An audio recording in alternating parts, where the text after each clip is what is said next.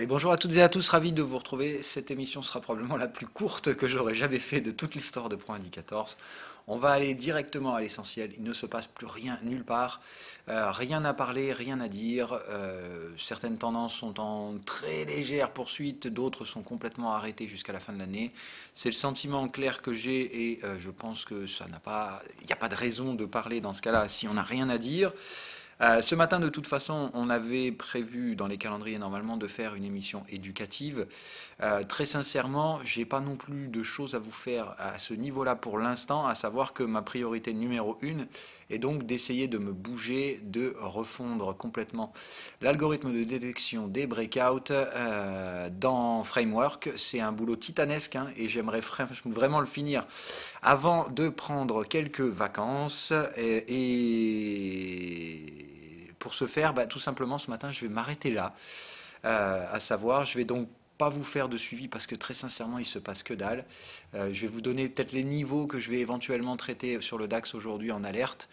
À savoir, toujours pareil, pour moi, c'est la zone du FIBO hebdomadaire ici, là, qui fait office 2. C'est-à-dire, je pense que nous allons essayer d'osciller et de mourir à l'alentour de cette zone en hebdomadaire, donc cette zone des 10 900. Je ne suis pas convaincu qu'on ait un réel flux extrêmement haussier pour autant, même si je note que même après la conso d'hier complètement folle, hein, c'est-à-dire hier on monte puis on efface tout, on reste quand même en overlap vague 1,4, donc peut-être ici une vague 5 puisqu'on est en train d'aller déborder, en tout cas d'essayer de déborder ce sommet, qu'on l'aborde avec un momentum positif.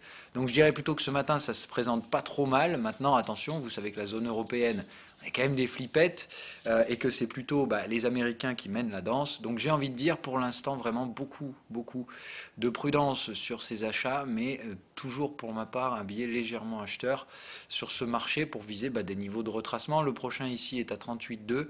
Donc je dirais c'est vraiment votre graphique 15 minutes qui drive. Hein, tout ce qui est plus court terme me semble vraiment compliqué à prendre en compte. Avec la prudence évidemment qu'on est toujours sur des structures de breakout et des structures de tendance ici sur l'UT supérieur. Donc certes ces tendances me semblent matures, attention à ne pas se prendre quand même un nouveau rebond baissier pour aller simplement chasser plus bas. Hein. Donc notez bien cet oblique là, l'oblique long terme hein, donc qui passait là et le support 23,6. Pour moi, et tant qu'on reste dessous, c'est quand même un biais légèrement négatif, mais je pense qu'on viendra essayer de clôturer la semaine au-dessus du FIBO, donc normalement au-dessus des 900, 920. Voilà tout ce que je pense. À suivre, donc affaire à surveiller. Maintenant, voilà, c'est très timide, c'est la fin d'année. On va dire tout le monde, comme je vous dis, a envie de save the dip plus que de buy the dip. Et on va probablement retrouver les mêmes problèmes dès le 1er janvier 2019. Et on verra si soit on attaque par un rallye haussier complètement fou, comme l'année dernière, ou si, comme cette année en fait, comme cette année, ou si on fait la même chose à l'inverse. C'est-à-dire cette année, on peut très bien faire un rallye de début d'année, pardon, hop, on était où là, voilà. Alors le problème c'est qu'effectivement ça n'avait pas trop touché la zone européenne, mais ici je vous rappelle l'énormissime rallye qu'on a eu sur les indices américains, donc on peut très bien avoir la même chose dans l'autre sens pour les US ce début d'année. Hein. On se fait un 1er janvier, 1er février, moins 15 et on n'en parle plus, hein. C'est totalement possible. Voilà. Donc on reparlera de tout ça bien évidemment, j'hésiterai pas à vous faire des émissions ou des tweets si des choses viennent à changer. Pour ma part, voilà, je vais essayer d'utiliser mon temps à des fins plus utiles, c'est-à-dire donc me bouger le cul de vous finir la mise à jour de Framework, que vous ayez enfin la stratégie V2 complètement utilisable, ce qui pour l'instant est un peu un bordel puisque je vous fais utiliser les algos de breakout de l'ancien sine wave qui sont franchement pas non plus au top. Et donc on va essayer de se dépêcher de vous proposer quelque chose de 100% bouclé. Bye bye, je vous souhaite donc une bonne journée. Navré donc de ne pas faire d'émission éducative ce matin, ni même de suivi trading live. On verra si demain il y a des choses plus intéressantes à faire, évidemment.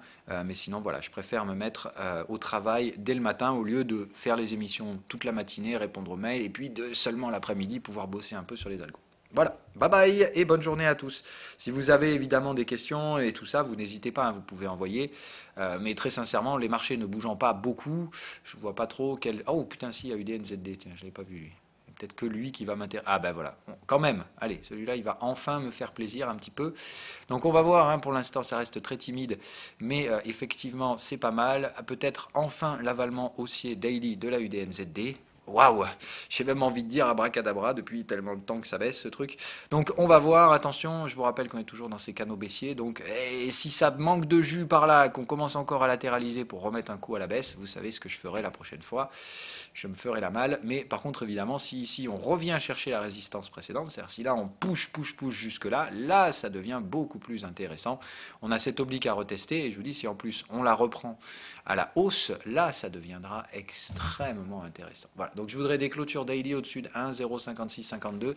Si on arrive à refaire ça d'ici la fin de la semaine, ce sera très très positif. Et si on peut même clôturer la semaine au-dessus de ce niveau, ce sera encore mieux. Là, dans ce cas-là, on aura un harami haussier après un gap baissier hebdomadaire. Là, ce sera vraiment fantastique. Le harami, je vous rappelle, c'est une bougie qui clôture tout en bas, avec une bougie qui clôture tout en haut, pas de mèche sur ces bougies, et il faut revenir clôturer au-dessus de 66% du chandelier baissier. Voilà, donc si on revient clôturer par là sur la fin de la semaine, c'est ce qu'on appelle donc un harami haussier, mais en plus avec un gap baissier, ce qui veut dire que là, on aura un vrai gros rejet de long terme de cette zone-là, et là, autant vous dire, derrière, on sera parti pour mes fameuses targets.